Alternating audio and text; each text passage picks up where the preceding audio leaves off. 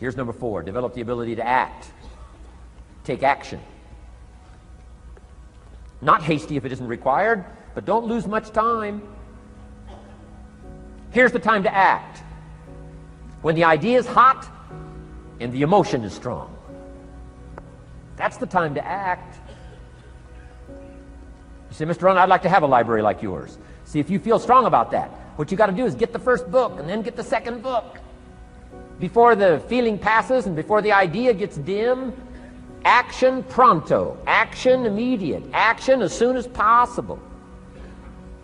Because if you don't, here's what happens. We call it the law of diminishing intent.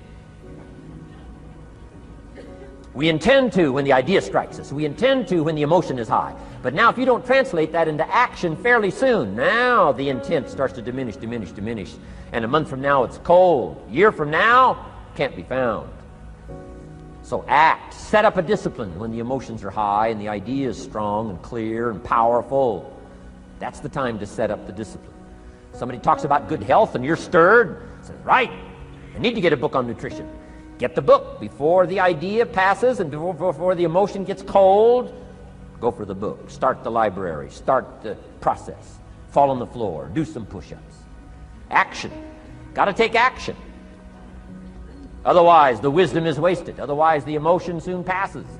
Unless you put it into a disciplined activity. Capture it. Disciplines is called how to capture the emotion and how to capture the wisdom and translate it into equity. Disciplines.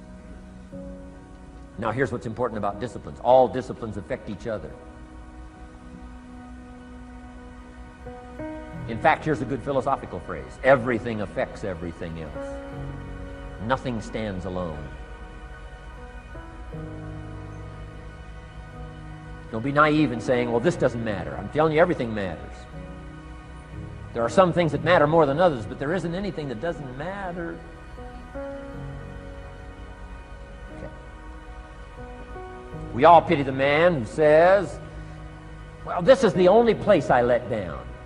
Not true. Key to take home. Every letdown affects the rest of your performance. Every letdown affects the rest. This is part of the educational process on personal development. If you don't take the walk around the block, you probably won't do the apple a day. If you don't do the apple a day, you probably won't start building your library. If you don't build your library, you probably won't keep a journal, and you won't take pictures, and then you won't do this, you won't do wise things with your money, won't do wise things with your time, won't do wise things with your possibilities and relationships, and the first thing you know, 6 years of that accumulated, and we say you have messed up. So the whole key to reversing that process now is to start picking up these disciplines. Now here's the positive side. Every new discipline affects the rest of your disciplines. Every new one affects the rest. That's why action is so important. The least action, the smallest action. Take it. Because when you start accomplishing and the value starts to return from that one action, it'll inspire you to do the next one and the next one and the next one. You start walking around the block, it'll inspire you to get an apple. Get an apple, it'll inspire you to get a book. Get a book, it'll inspire you to get a journal. Get a journal, it'll inspire you to grow, develop some skills. All disciplines affect each other. Every lack affects the rest. Every new affects the rest. The key is to diminish the lack and set up the new. And you've started a whole new life process. Key. Also, one more thought on discipline. Here's the greatest value of discipline. Self-worth. Self-esteem. People are teaching self-esteem these days, but they don't connect it to disciplines. The least lack of discipline, and it starts to erode our psyche. One of the greatest temptations is to just ease up a little bit, right? The slightest lack of doing your best starts to erode the psyche. Instead of doing your best, doing just a little less than your best. Sure enough. You say, well, it's just going to affect my sales. No, it's going to affect your consciousness. It's going to affect your philosophy. Now you've begun in the slightest way to affect your own philosophy. Here's the problem with the least neglect. Neglect starts as an infection. And if you don't take care of it, it becomes a disease. And one neglect leads to another.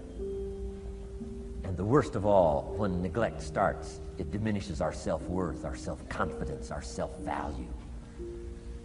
You say, well, how can I get back my self-respect? I'm telling you, you don't have to go to 29 classes.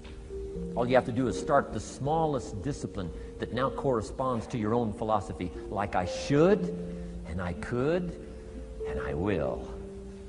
No longer will I let neglect stack up on me so that I will have the sorry scenario 6 years from now, giving some excuse instead of celebrating my progress. That's the key to discipline. Okay? Let's get kids involved in the least of disciplines. One more, and then one more, and then another one, and then another one, and then some more. And the first thing you know, you're starting to weave the tapestry of a disciplined life into which you can pour more wisdom and more attitude and more strong feeling, more faith and more courage. Now you've got something, a vessel in which to put it. And now the equities start to flow. And the early return, I'm telling you, if you'll start this process, the early return will have you so excited. You'll commit yourself to this strategy for the rest of your life. You'll never go back to the old ways. Join a new crowd. Join a new group. The disciplines to do it. Take action.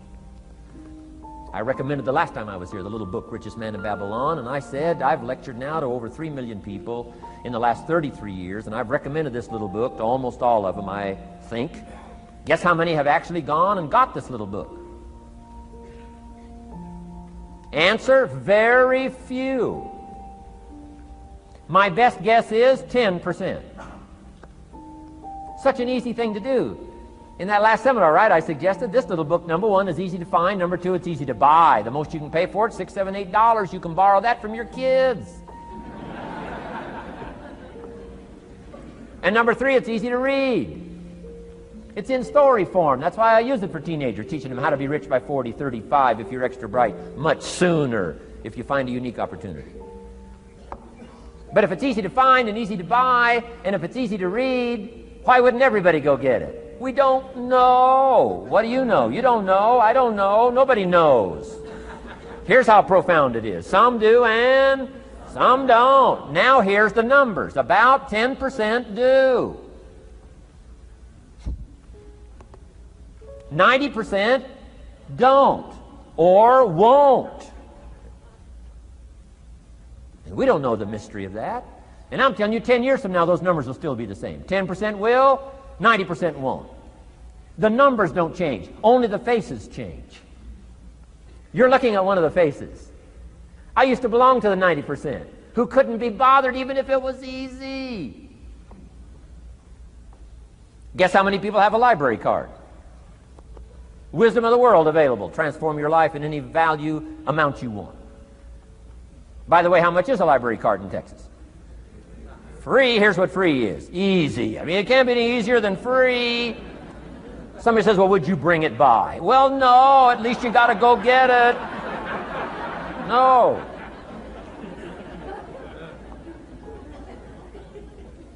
Wisdom of the world available. Transform your life spiritually, socially, personally, economically, and every other way. Teach you how to be rich and powerful and sophisticated and healthy, influential. How many people have a library card? Answer, 3%.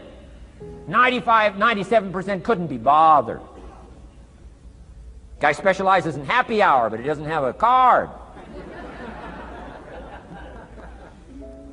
And now readily and quickly blames the government and blames his company and blames policy and blames the pay scale. When if he only knew, if he joined the 3%, here's my advice to you today. Walk away from the 97%.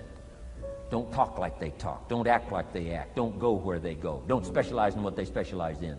Throw away the blame list they cling to. Start you a new life. You say, well, is it as simple as getting a library card and join the 3%? And the answer is, of course. Of course. That's how easy this stuff is. This is so easy. It's so simple. It's not complex. You don't need a 2,000-year-old guru. You don't need multi-track affirmations. I'm telling you, don't. Affirmation without discipline is the beginning of delusion. Key. Don't let somebody sweep you into some contrary way to nature itself says, unless you labor. The miracle of the seed and the soil and the seasons and God and all the other stuff that's available, sunshine and rain, that's not available to you by affirmation. It is only available to you by labor. So labor well. Okay. Learn well. Discipline yourself well. And you can have all the treasures you want. This stuff's easy and simple. It's not ocean waves and seagulls. You don't have to move to Sedona, where all the force fields come together in Arizona.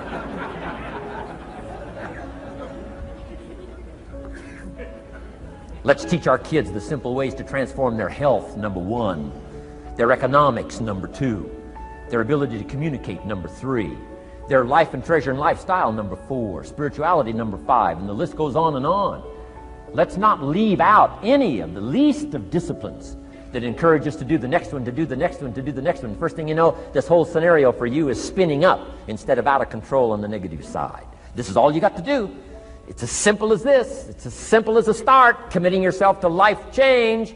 And once you start down this road, I promise you, you'll join the 10% and the 3%. We're going to talk financial independence in just a little while. Guess how many people can retire from the income of their own personal resources when it comes time to retire? Answer, 5%. In the most independent country in the world, 95% are dependent, 5% are independent. Take charge of your own retirement. I'm telling you, if you take charge of your own retirement through personal development and all these skills we've taught today, plus what's coming up, financial independence, I'm telling you, take charge of your own retirement, you can multiply it at least by 5, maybe by 10, maybe by 20, maybe by 100. Let the government take care of it, some company take care of it, you got to divide by 5. Take charge of your own life, take charge of your own day, take charge of your own conversation, take charge of your own family, take charge of your own possibilities. And learn these skills, develop this kind of strategy, and I'm telling you, life will open up for you. Join the 3%. Join the 10%. Join the 5%. Walk away from the 95%.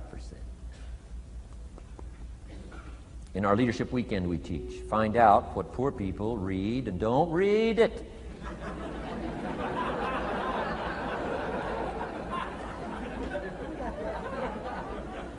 I'm telling you, don't talk like they talk. Lend a helping hand, but don't fall into their poor philosophical scenario. Don't blame what they blame. Don't use the excuses they use. It's called the language of the poor.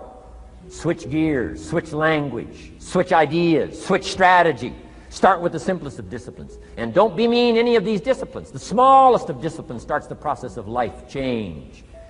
And if you'll invest in this thing called discipline, you can have whatever you wish. It's called the beginning of a miracle.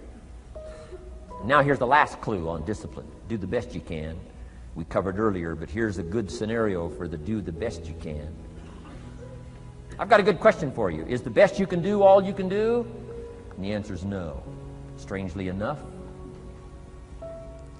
If we all fell on the floor right now and did as many push-ups as we possibly could, and let's say for some reason you haven't been into push-ups lately, I can't imagine why, but let's say the best you can do is 5. And you look up at the rest of us and say, hey, 5 is the best I can do. We can tell by the look on your face that's probably true. 5 is the best you can do. Now, is 5 all you can do? The answer is no. If you rest a little, you can do 5 more. Wow. And if you rest a little, you can do 5 more. And if you rest a little, you can do 15 more. How did we get from 5 to 15? It's a miracle.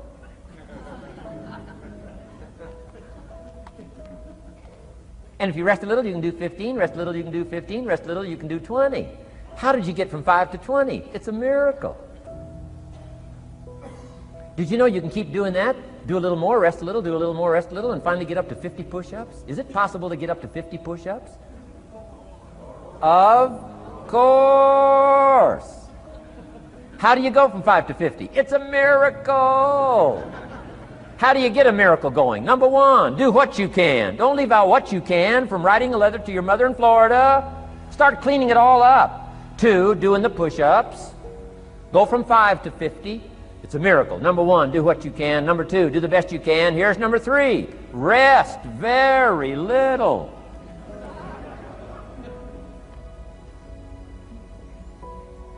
Don't rest too long.